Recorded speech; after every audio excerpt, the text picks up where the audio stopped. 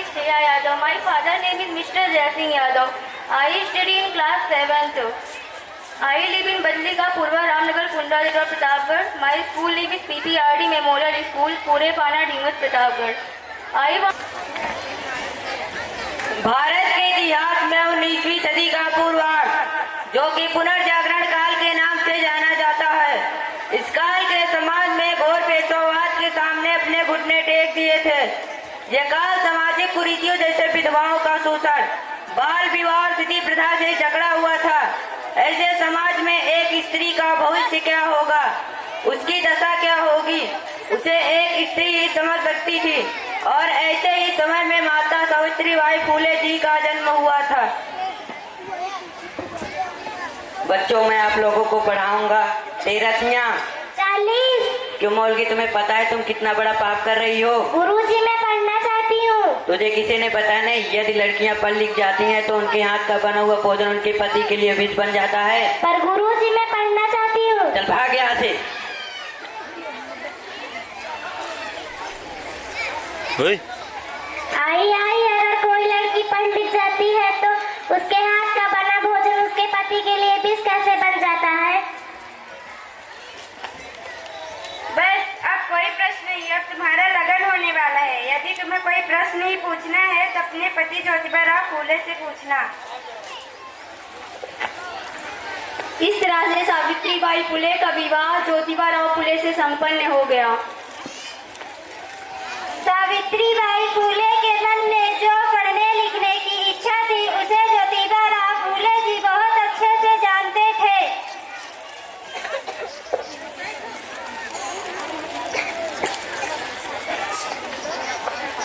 मैं जानता हूँ सावित्री कि तुम मेरी तरह पढ़ना लिखना चाहती हो और मैं तुम्हें पढ़ाऊंगा।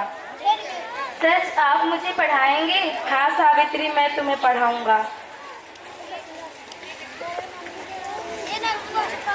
इसी तरह सावित्रीबाई फुले की शिक्षा का आरंभ हुआ और ज्योतिबा के सहयोग से सावित्री अपनी शिक्षा पूर्ण कर ली। और उस समय में स्त्रियों की दुर्दशा बहुत ही खराब थी।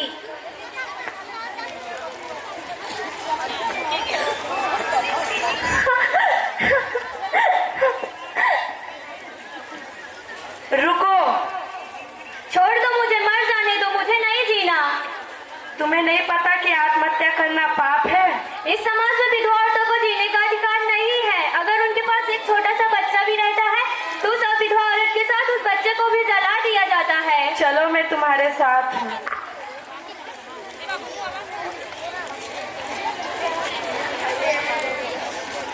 क्या हुआ, आप इतने परेशान क्यों हैं? सावित्री, कितनी अजीब बात है कि हम अपना आंगन तो साफ देखना पसंद करते हैं पर समाज को नहीं। पानी तब तक स्वच्छ रहता है जब तक बहता है। इसी तरह अगर हमने समय के साथ साथ अपना विचार नहीं बदला तो हम पिछड़ जाएंगे और मलिन ही रह जाएंगे। क्या समस्या है जो आपको इतना विचलित कर रही है? स्त्री दुर्दशा, स्त्रियों की दुर्दशा हमसे देखी नहीं जा रही है और उस दुर्दशा का एक ही निवारण है, विद्या प्राप्ति। सावित्री, मैंने तुम्हें शिक्षा देकर एक दिया जलाया, क्या तुम मेरे लिए एक दिए से 1000 दिए जला सकती हो? मैं स्वयं जाके स्त्रियों को पढ़ाऊं, ये उचित नहीं। क्या तुम मेरा ये निश्चय पूरा कर सकती हो? आपके वचन ही मेरे लिए प्रतिबद्धता है। रास्ता बहुत कठिन है, यदि आपका साथ रहा तो मैं सब कठिनाइयां पार कर जाऊंगी। अंधकार कितना भी हो पर उजाला तो होता ही है ना।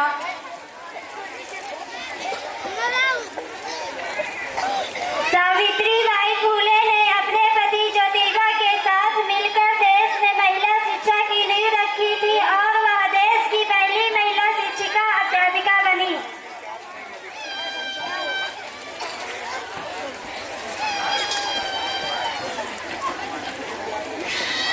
काका, मैं आपकी बेटी को पढ़ाना चाहती हूँ। क्या आप नहीं चाहते वह पढ़े और कुछ बने?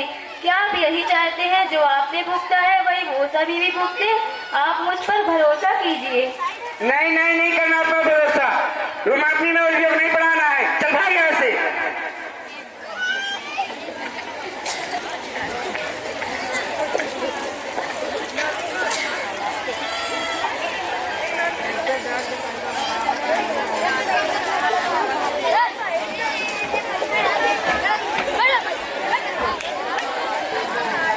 बहनों, मैं आपकी बेटियों को पढ़ाना चाहती हूँ। क्या आप मेरा सहयोग करेंगी? हाँ, हम आपका सहयोग करेंगे। हाँ, हम आपका सहयोग करेंगे। लेकिन उससे पहले मैं आपके जीवन से जुड़ी कुछ अमूल्य बातें बताऊंगी। एक शिक्षित स्त्री एक सभ्य समाज का निर्माण कर सकती है, इसलिए आपका भी शिक्षा का अधिकार होना चाहिए। कब तक आप लोग गुलामी की जंजीरों से जकड़ी रहोगी? उठो और अपने अधिकारों के लिए संघर्ष करो। समाज और देश की प्रगति तब तक नहीं हो सकती जब तक वहाँ की स्त्रियां शिक्षित न हो। कोई आपको कमजोर समझे, उससे पहले आपको शिक्षा का महत्व समझना होगा। स्त्रियां केवल घर और खेत पर कार्य करने के लिए नहीं बनी है, वह पुरुषों से बेहतर तथा उनकी बराबरी का भी कार्य कर सकती हैं।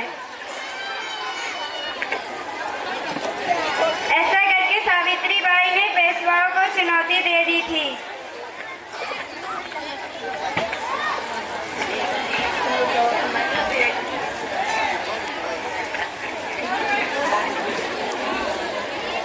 महाराज, वह हमारी धार्मिक मान्यताओं को चुनौती दे रही है। सामाजिक समानताओं का अपमान करे, हमें कदापि स्वीकार नहीं। आप हमारे नियति के नियमता हैं। आप जो भी समझे कार्रवाई करें। इस राज्य का प्रशासन आपके साथ है। हम इस समाज की दुर्गति नहीं होने देंगे। क्या बात है आचार्य जी, बहुत शांत लग रहे हो। शांतता हमें पसंद नहीं। बोलो क्या बात है? समस्या है महाराज। क्या समस्या है, बोलो। वह गोविंद राव की बहु स्त्रियों को शिक्षित करने में सफल हो गई तो हम पुरुष का अस्तित्व खत्म हो जाएगा। अरे जल के प्रभाव को कौन रोक पाया आचार्य जी? समुद्र हो या नदी, साम दाम दंड भेद जो भी करना है करेंगे, परंतु आज इस स्त्री को रोकेंगे।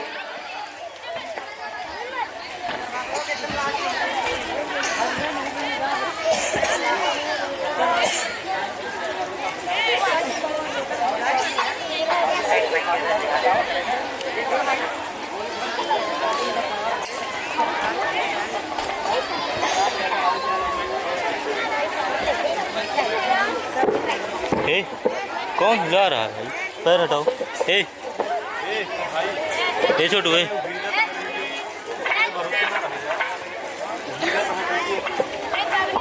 बच्चों, स्वाभिमान से जीने के लिए पढ़ाई करो। पाठशाला ही इंसानों का सच्चा गहना है।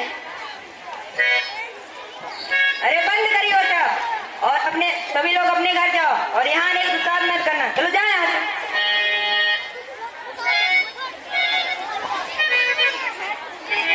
रुक जाओ सावित्री, तुम इतना अंतर रखना तुम्हारी सुख छाया हम तक न पहुँचे।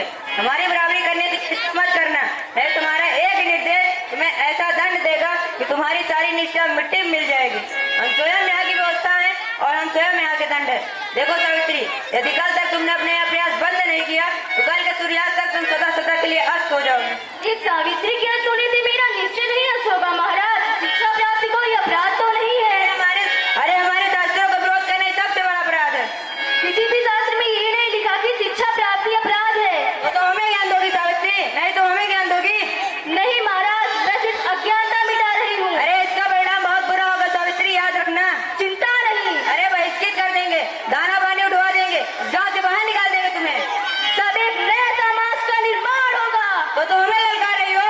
नहीं महाराज, यह पुकार मेरी नहीं, आने वाले कल की यह हाट है। अरे आने वाला कल तो और भी ज्यादा दुश्वार होगा सावित्री, याद रखना। मुझे कल की चिंता नहीं, काल की चिंता है। स्वयं यहाँ की काल है। तो ठीक है महाराज, आप ही मेरा काल निश्चय कीजिए। आने वाला कल आपको दुश्वार करता है या तुष्ट करता है? आज्ञा दीजिए महाराज। अरे हौसला अफजाई के लिए जोरदार तालियां बच्चों।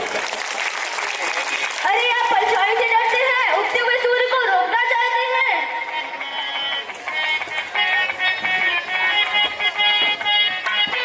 पेशवाओं के विरोध के बाद भी सावित्री के कदम नहीं रुके। उनके इरादे कमजोर नहीं हुए थे।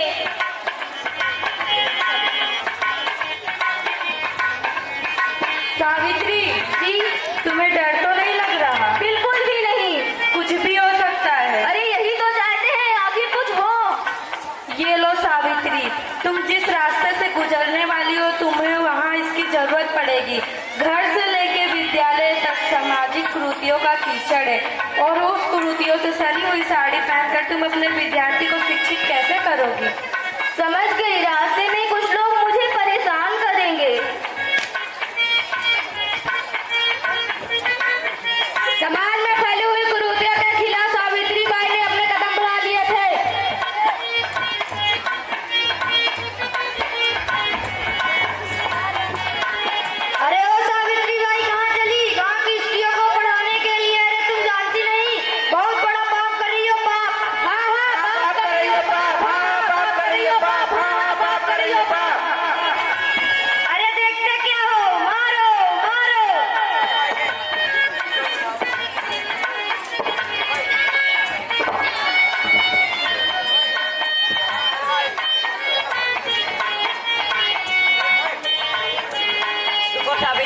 तुम मेरे रहते हुए स्त्रियों को शिक्षित नहीं कर